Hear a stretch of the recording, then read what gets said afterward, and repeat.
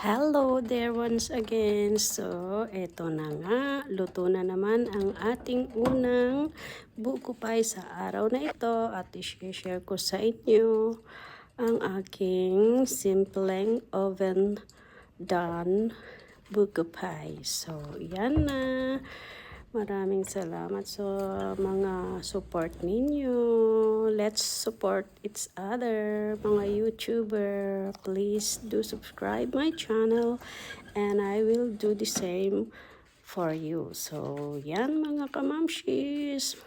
Heto na ang ating buko pie. Ready na po siya. At isasalang na naman natin yung isa pa.